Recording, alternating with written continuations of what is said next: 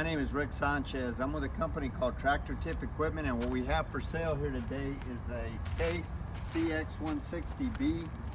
We're going to talk a little bit about the mechanics of this particular machine in the first clip, the operating specs in the second, and we will run it in the third. If you buy this machine from me or some of the others we have for sale, we've got some skid steers, we've got some telehandlers, that Mechalak dumper. That is a brand new machine. It's a 2024. It's got a 2-year warranty. It's got you can carry up to 6,600 pounds. That bucket turns around. It's a really nice machine. We've got some trenchers and backhoes and forklifts and some other excavators. We got a big soil stabilizer right there.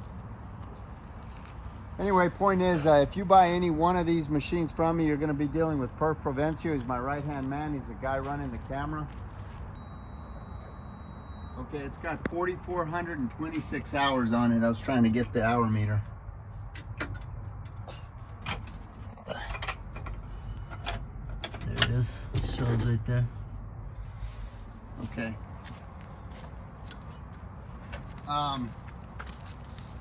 Price on a new machine like this these days is probably anywhere from 175 to 185 grand.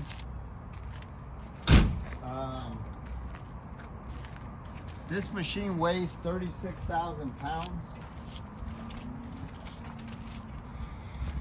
The widest point are the tracks right here at 8 foot 6 inches. The highest point is the top of that cab at 10.5 feet. The transportation length, when everything's folded up in transport profile, is 28 feet. This door kind of sticks a little bit, but not too bad. That kind of open there.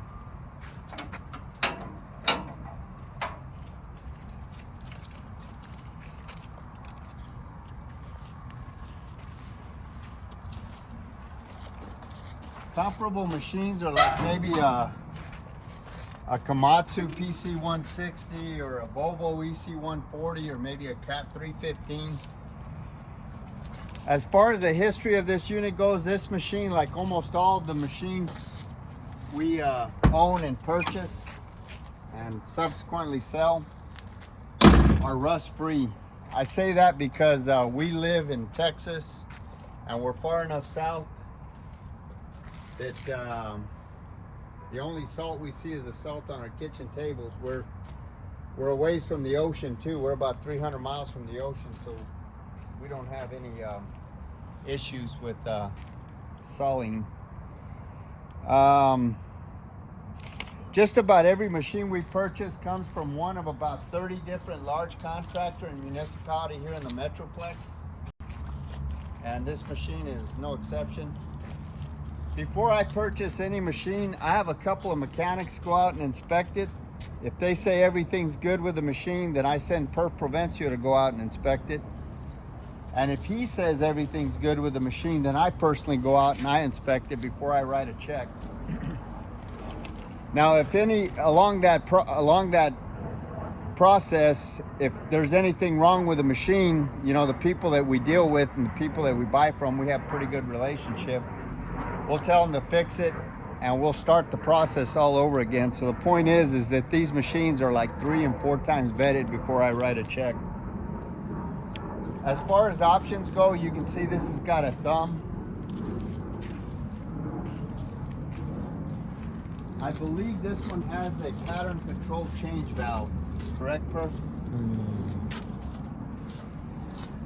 I believe so. Yes. Lost track of it.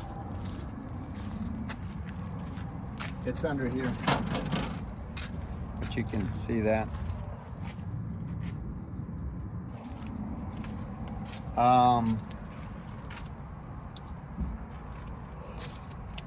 It's an enclosed cab, obviously. The AC blows cool, but not real cold. It probably needs to be recharged.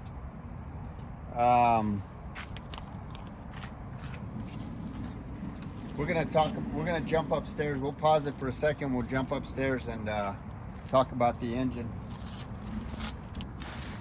So this engine here is a Case 2239. This is a bulletproof engine. You just cannot kill these things. They're used on loaders, on bulldozers, on excavators. As a matter of fact, this engine is used on excavators up to a CX160B size, which is about a 70,000 pound machine. So very reliable engine. They're proven reliable. They're ubiquitous. We're gonna go ahead and start it, Perf.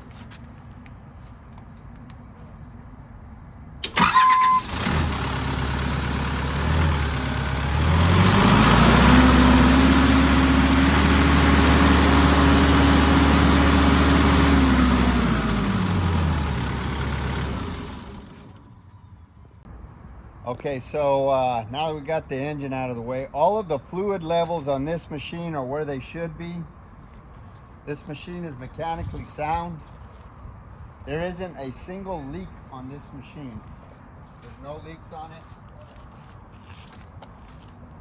Everything works.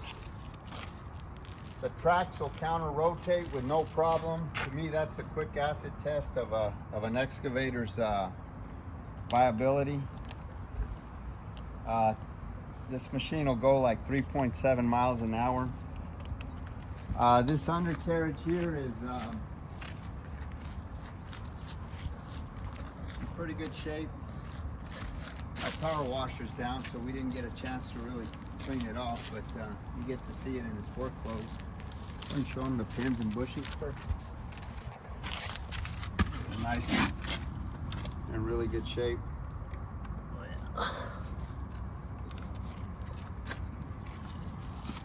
Same on the other side over here. You can show them the pins and the bushings.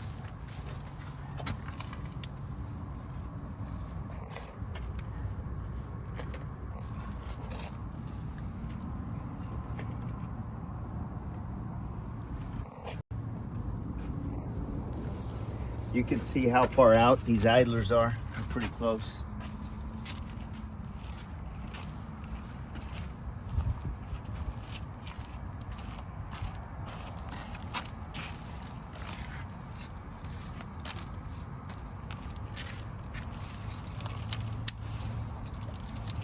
We just had a rainstorm, so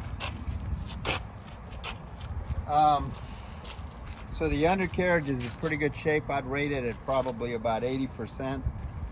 The hydraulics are strong. There's no cracks or welds anywhere in the work equipment.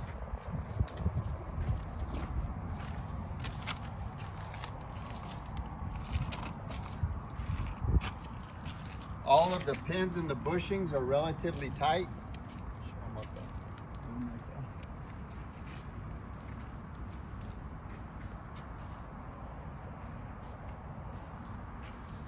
There's no deflection or any kind of problem in this Rotec area, the turntable. These teeth here, as you can see, are about 95%.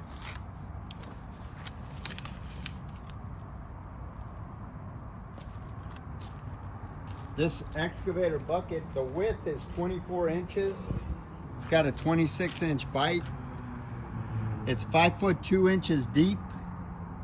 And it's 4 foot 6 inches tall. It's probably about a third of a yard. The maximum dig depth for this machine is about 21 feet. Maximum reach at ground level is about 32 feet. And the maximum dig height is 32 feet. These tracks right here,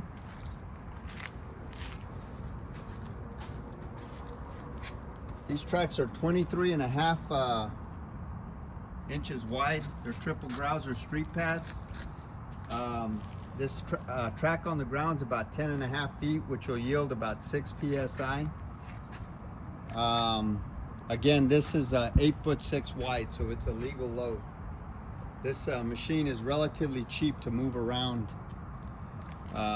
any metropolitan area or across the country for that matter. So we're gonna go ahead and run it in the next clip. Perf, you got anything else you'd like to say? Good old strong case excavator. Oh, let's show them the inside perf, if you will. You can Sir. tell them. Ain't much to it. There's a over here. You got your idle speed. This dial right here. Got to engage that safety button to go up to the next level. There's your rabbit speed. Those are your gauges, your gas gauge, temperature, oil pressure. Of course, you got your control sticks. Those control the.